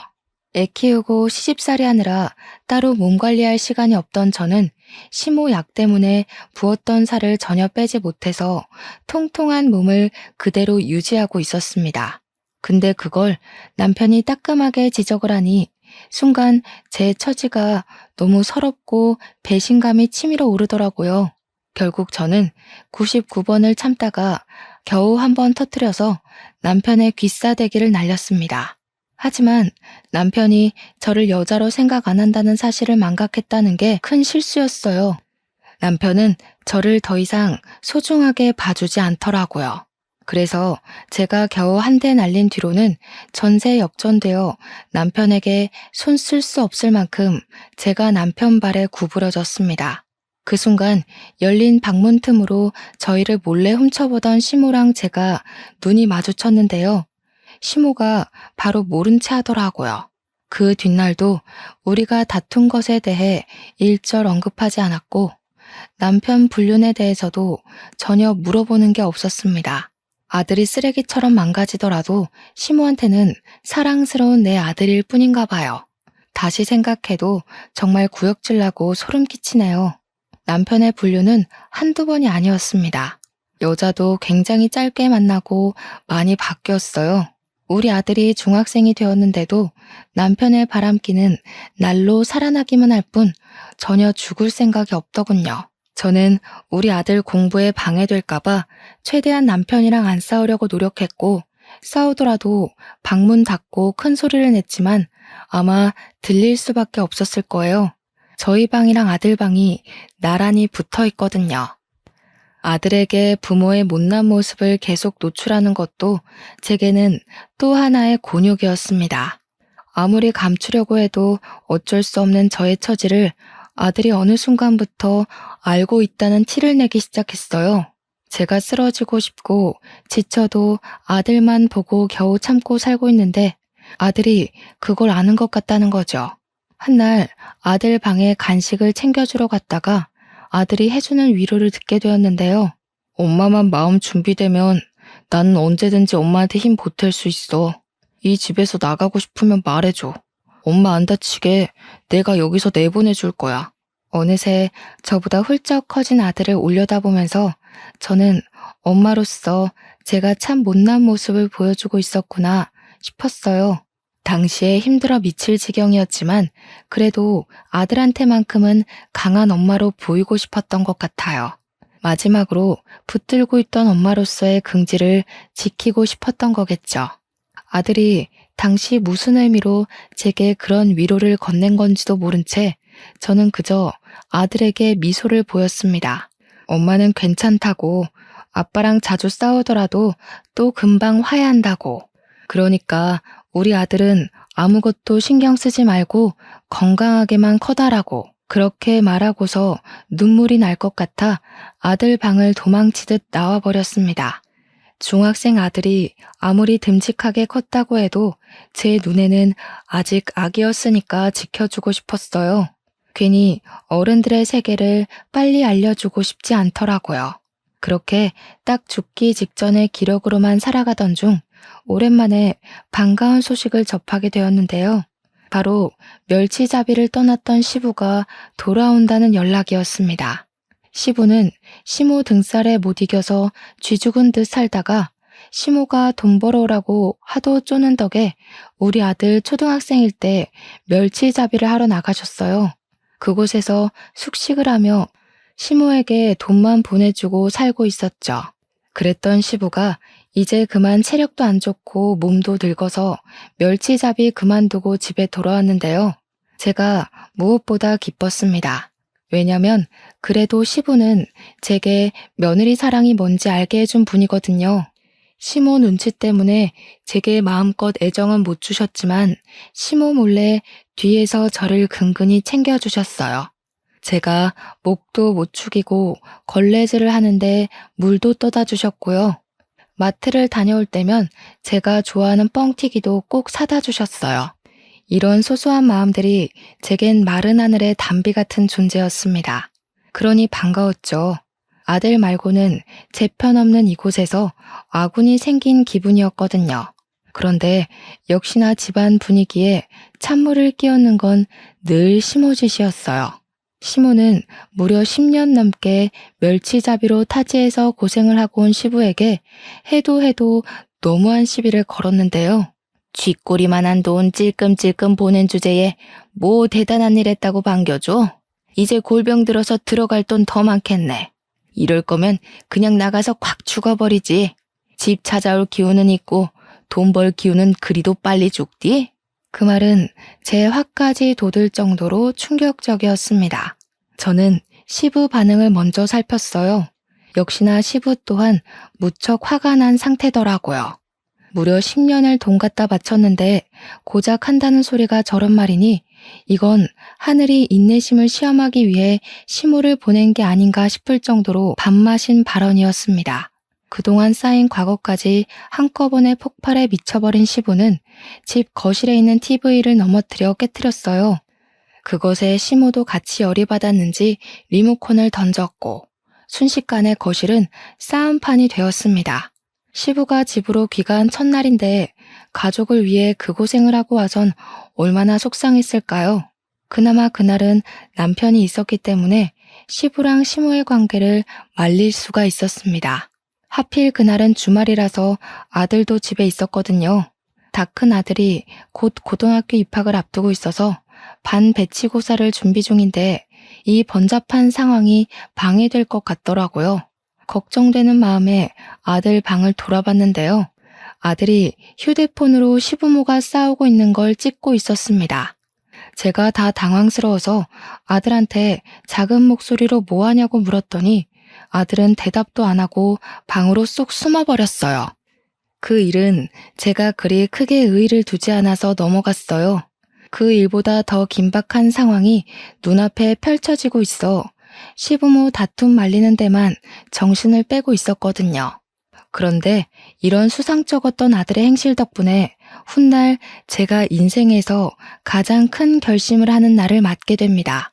남편이 여느 때처럼 바람을 피우고 들어왔는지 술 처먹은 상태로 향수 냄새가 온 집안을 진동했던 적이 있어요. 이젠 남편한테 화딱지 나는 것도 지쳐서 그냥 신발장에서 자고 있는 남편을 나몰라라 했습니다.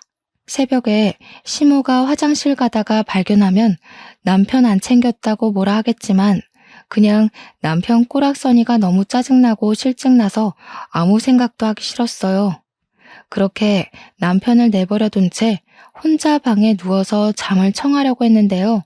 근 20년간 쌓인 화병 때문에 속이 후끈후끈거려서 도무지 잠이 안 오더라고요. 특히 남편을 신발장 밖에 버려뒀다고 하지만 그로 인해서 일어나게 될 다른 스트레스들이 자꾸 머릿속에 그려져서 오히려 잠이 달아났습니다. 당연히 시모로부터 받는 고충이겠죠. 시모를 개무시하고 싶지만 제 성격상 그게 잘 안 되더라고요. 시모한테 받을 스트레스가 벌써부터 신경이 쓰여서 속에 불이 나는 것 같았습니다. 그렇게 눈을 감고서 가슴 중앙을 퍽퍽 때리고 있을 때였어요. 그 순간 누가 우리 방 문을 철컥 열었고 저는 당연히 남편을 발견한 시모라고 생각을 했습니다.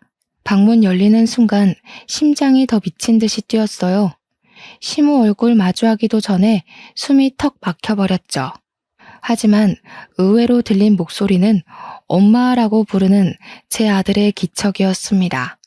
저는 벌떡 일어나서 제게 다가오는 아들 손을 붙잡았어요. 그 야밤에 무슨 일이라도 생긴 줄 알고 급급하게 물었더니 아들이 좀 난감한 소리를 하더라고요. 엄마, 이혼해. 지금도 아빠 때문에 계속 못 자고 있었지? 엄마가 그만 아빠한테서 해방됐으면 좋겠어. 나 고등학교 입학하면 외갓집에서 지내고 싶은데. 엄마가 이혼하고 나 외갓집에 데려가줘. 그게 갑자기 무슨 말이야. 아들, 외갓집 가고 싶었어? 갑자기 왜? 이혼 얘기는 또 뭐고? 이 밤에 그 말하려고 엄마 찾아온 거야? 아들은 제 말에 답은 하지 않고 갑자기 휴대폰을 켜더니 어떤 사진을 보여줬습니다. 아들이 하나둘씩 보여주는 건 제 심장 박수를 미친 듯이 높여주었어요. 아들이 보여준 건 다름 아닌 남편의 불륜 사진과 영상이었고 시부에게 모멸감 줄 만큼의 언사를 쓰는 시모 영상이었으며 시모가 시부 통장까지 관리해 시부에게 금전 협박을 하는 모습까지 찍혀 있었습니다. 그리고 제가 무엇보다 깜짝 놀라서 아들 휴대폰을 떨어뜨리기라도 했던 사진이 있었는데요. 그건 가장 마지막에 나온 증거 영상이었어요. 할아버지가 보내준 돈으로 할머니가 딴짓하고 다녔더라. 나 이 할아버지 동네에서 봤어. 나무 아래서 고스톱 치던 할아버지 기억나? 예전에 엄마랑 내가 쓰레기 버리러 갔을 때 나한테 용돈 하라고 10,000원 준 할아버진데. 기억이 나지 왜 안 나겠습니까? 그게 당시로부터 불과 2달 전 일이었거든요. 시모가 집에만 있기 뻑적지근하다고 한 번씩 느티나무 아래에 노인들과 수다 떨러 간 건 알고 있었어요. 하지만 그냥 그런 줄로만 알았죠. 거기서 시모가 딴 영감이랑 눈이 맞았는지는 생각도 못했습니다.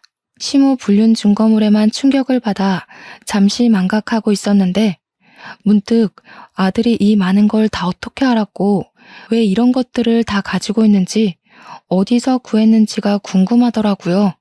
듣자 하니 아들은 제가 인간적인 대접을 못 받고 사는 게 너무 마음 아프고 자기가 대신 화가 나서 초등학교 4학년 때부터 사진을 찍고 다녔대요. 제가 사줬던 폰으로 시모랑 남편을 몰래 찍어왔다고 했습니다. 나중에 엄마한테 보여줘야지 하고 모은 게 벌써 5년치의 증거물로 쌓인 거였고 아들이 중학생이 되고부터는 혼자서 택시도 탈 수 있으니까 용돈을 아끼고 모아서 택시를 이용하여 남편의 뒤 밟았다고 해요. 아들더러 공부도 안 하고 이런 짓 했다고 나무랄 수가 없었습니다. 실제 아들은 성적이 중상쯤은 되었고 또 아들이 오죽했으면 저를 위해서 이렇게까지 했을까 싶어 마음이 많이 흔들리더라고요. 그리고 아들의 마지막 말은 제가 이혼을 결심하도록 만드는데 큰 기여를 하였어요. 엄마가 지금 이혼을 해야 아빠한테 양육비까지 뜯어낼 수 있어. 아빠, 돈 없는 거지잖아. 내가 여기저기 알아봤는데 혹독하게 혼내주려면 빚쟁이로 만드는 것만큼 고통스러운 건 없더라. 사람은 가진 여유를 다 잃어야만 반성을 한대. 아들은 선생님한테도 친구들한테도 거침없이 법률 정보와 불륜 대처에 대해 알아보았다고 했고, 실제 이혼 사연을 많이 찾아보면서 제기할 수 있는 소송의 종류도 적어놨대요. 인터넷상에서 공짜로 변호사에게 질의응답을 할 수 있는 커뮤니티도 있다고 했는데 거기다가 자기가 알아본 걸 전부 메일 보내 확인받기도 했답니다. 도대체 누구를 닮아서 이렇게 똑똑한 아들이 태어났을까요? 엄마 아빠가 못나서 남들 흔하게 간다는 글쌤 학원 하나도 보내준 적이 없는데 혼자서 공부도 착실히 하고 엄마 살리겠다고 연구도 많이 한 걸 보니 정말 기특하고 자랑스럽지 않을 수가 없었어요. 그날 아들에게 고맙다고 안아주면서 엄마로서의 자존심을 완전히 놓아버렸습니다. 아주 눈물을 흘려버렸어요. 그럼에도 그날만큼은 제가 못났다는 생각보단 든든한 힘이 생겼다는 느낌만 들더군요. 우리 아들이 저를 위해 이렇게 노력해 주었는데 제가 당연히 보답을 해줘야 하지 않겠습니까? 저는 살면서 처음으로 용기가 치미는 밤을 보냈고 동이 틀 때까지 이혼에 대한 결심을 하며 마음을 정리했습니다. 그리고 다음 날 꾀지지한 모습으로 일어난 남편에게 꿀물을 들고 가 그대로 얼굴에 쳐 부어버렸죠. 정신이 좀 깨니? 돼지 같은 여자랑 사느라 고생했네. 나도 더는 창놈이랑 한 이불 덮고 못 살겠다. 이 집에서 나가줄 테니까 너랑 똑같은 년 끼고 살면서 계속 거짓골로 놀고 먹어라. 아우씨, 이 여자가 미쳤나? 뭐하는 짓이야? 네가 또 정신이 나갔구나? 살찌더니 뇌에도 살이 쪘냐? 그럼 내가 또 교육해줘야지. 순간 남편이 제 머리채를 잡으려 할 때였어요. 일찍 일어난 아들이 이미부터 그걸 보고 있다가 남편한테 달려들었습니다. 남편은 숙취 때문에 정신이 핑 돌아서 그대로 나자빠지고 말았어요. 엄마한테 손대지 말라고 소리치는 아들한테도 남편은 쌍욕을 하며 삿대질을 하기 시작했습니다. 그때 거실 밖으로 나온 시부모가 저희를 목격했는데요. 시모는 자기 아들이 신발장 구석에 패대기 쳐진 꼴을 보고서 제게 쌍심지를 켜고 달려들었어요. 저 또한 당시 무슨 자신감이었는지 손에 들고 있던 쟁반으로 어그적 달려오는 시모를 날려버렸습니다. 시모가 깜짝 놀라 소리도 못 지르고 대굴대굴 굴렀어요. 내가 언제까지 참아줄 거라 생각했어요? 끝까지 사람 굴리고 괴롭히면서 재미 좀 많이 보셨겠네요. 제가 어머님이랑 몇십 년을 부대끼고 살면서 배운 게 하나 있어요. 이젠 제가 좀 재미를 보려고 하거든요. 기대되시죠? 아이고 허리야. 정신 나간 년이 감히 시애미를 잡아뜨려? 이게 약을 먹었나? 어디서 싸가지 없게 입을 놀려? 너 진짜 미쳤냐? 저 정도는 미친 것도 아니더라고요. 앞뒤 다르게 가면 쓰고도 뻔뻔하게 얼굴 쳐들고 사는 사람도 있던데 그 사람이야말로 진짜 희대의 미친년이 아닌가 싶어요. 제가 보고 얼마나 놀랐는지 아세요? 어머님도 저보다 훨씬 대단한 쌍년이 누군지 궁금하시죠? 아, 너무 기대되네요. 식구들한테 버림받을 그 사람의 처지가 코앞이라. 저는 아들이 프린트해준 시모의 불륜 사진을 시모 앞으로 촤라락 뿌려버렸습니다. 온 거실로 퍼진 시모의 5년치 불륜 사실이 모든 식구들 눈에 들어가게 되었어요. 그 종이를 날리는 순간 제 속의 화병이 함께 화르르 날아가 버리는 듯한 느낌도 받았습니다. 다들 프린트물을 보고 보기 좋게 놀란 얼굴이더라고요. 시모는 아까까지만 해도 며느리가 사람 죽이네 병원비 내놔라 하면서 허리를 부여잡더니 그것도 거짓말이었는지 허겁지겁 그 프린트물 감추는데 사력을 다했습니다. 하지만 그게 어디 숨겨지겠습니까? 5년치 사진을 다 뽑느라 아들 프린트의 잉크가 떨어졌는데 그 방대한 양을 어떻게 바로 숨기겠어요? 시부 눈에 들어가는 건 당연했고 시부는 그 사진들을 구기면서 분노로 부들부들 떨고 있었습니다. 그런데 그 사이 일어난 남편이 또 저를 덮치려 했어요. 아들이 아니었다면 제가 머리통 한 대는 맞았을지도 모릅니다. 저는 바로 남편한테 달려들어서 아들에게 손찌검하려는 남편을 밀며 남편 팔을 깨물었어요. 여자처럼 멋없게 비명을 치던 남편도 저를 째려보다가 뒤늦게 시모 불륜 사진을 보았습니다. 무척 당황한 표정이더군요. 어떻게 부모 자식이 똑 닮았다? 네 거 없을까봐 아쉽지. 걱정 마. 우리 똑똑한 아들이 친히 네 것까지 준비했더라고. 너 같은 걸레한테는 합의도 아까워서 말이야. 소송 감당하려면 꿀물 처먹고 얼른 속 차려서 위자료 미리 준비할 거야. 어디 제주껏 돈 구해봐. 쭈글탱 아줌마들 만나면 큰돈 좀 꿀 수 있을 것 같은데? 당신 이 여자 저 여자 안 가리잖아. 남편은 숙취 때문에 벌개진 눈을 하고서 상황 파악을 열심히 하고 있었습니다. 머리가 빨리빨리 안 돌아가나 봐요. 그러거나 말거나 더 이상 제 남편도 아닌데 제가 챙길 일은 아니라고 생각했네요. 남편이 아니라는 것만으로도 얼마나 마음이 편하던지 속에 묵혀진 화병이 쑥 내려가 버렸습니다. 그 사이 우리 아들은 시부한테 다른 영상까지 보여주면서 할머니한테 소송하고 상간남도 소송하라고 차근차근 설명해주고 있었어요. 게다가 시부 입장은 시모가 시부에게 극한의 모멸감을 주면서 돈을 협박했기 때문에 협박죄까지 물을 수 있다고 하더라고요. 그러니까 할아버지, 저런 쓰레기 같은 사람들 때문에 더 이상 할아버지 인생 낭비하지 마요. 저 쓰레기들은 가족 타이틀 벗기면 아무짝에 쓸모없는 부패물일 뿐이에요.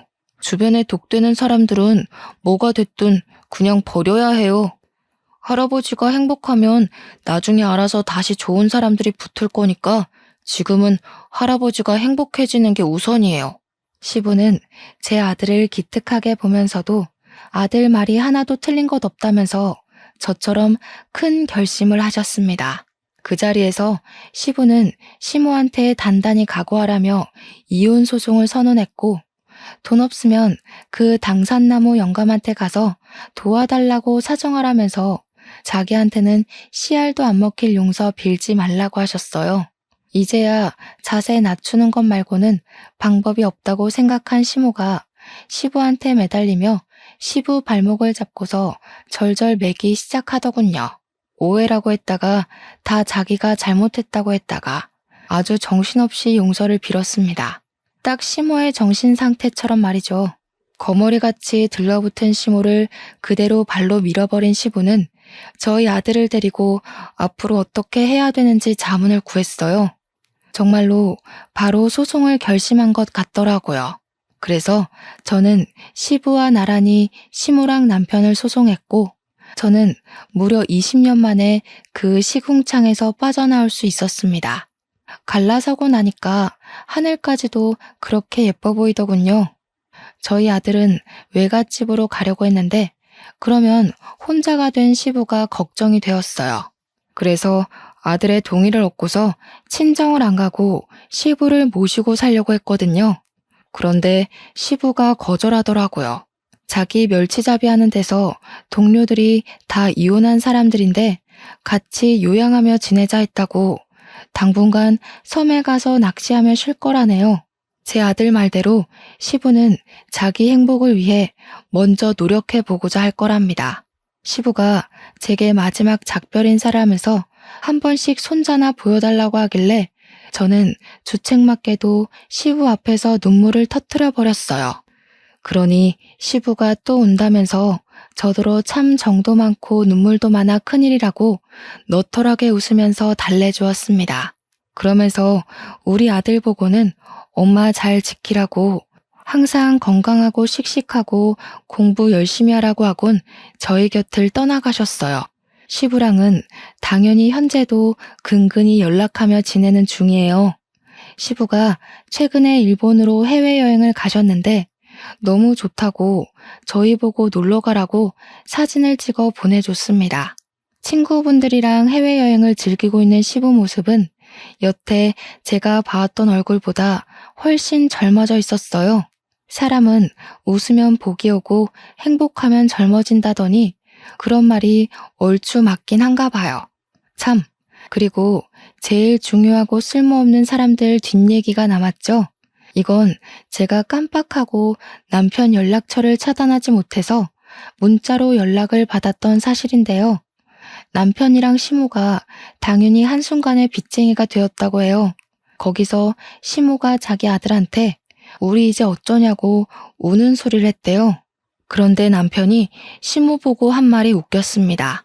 자기더러 돈 대신 갚아달라 할 생각 말라며 쌩까고 가출을 해버렸다고 했어요. 그래서 남편이 제게 연락 온 거였더라고요. 자기 좀 거둬달라고 말이죠. 당연히 그날로 수신 차단해버렸습니다. 아들도 진작에 다 차단해버렸더군요. 저는 솔직히 남편보다 시모가 더 꽃이다고 생각합니다. 저보고 애 오냐오냐 키우면 나중에 부모 등 처먹고 도망친다더니 결국 자기가 자기소개한 셈이 돼버렸잖아요. 곰곰이 생각해보면 자식한테 버림받아서 갈 곳 잃은 시모 처지가 딱 그 말에 들어맞더군요. 이래서 사람은 늘 말조심, 행동조심 해야 된다고 하나 봐요. 천벌받은 남편과 시모를 보면서 정말 많은 걸 배웠고 깨우쳤어요. 그리고 우리 아들의 듬직한 면도 보게 되었고요. 저희 아들이 이제 고등학교를 들어가요. 외갓집에서 다니는 게 너무 잘 맞았는지 반 배치고사를 수월하게 대박치고 온 거 아니겠습니까? 외조부 외조모한테도 잘하는 우리 아들을 보면서 저도 계속 저를 위해 노력하는 강한 엄마가 되려고 합니다. 앞으로 제 바람은 우리 식구가 가는 길에 가시밭길이 더 이상 나타나지 않는 것뿐이에요. 제 사연은 여기서 끝이 납니다. 제 인생이 조금 답답하게 느껴졌을 수 있을 텐데 그럼에도 끝까지 이 사람의 하소연을 들어주셔서 너무 감사드려요. 좋은 하루 보내세요.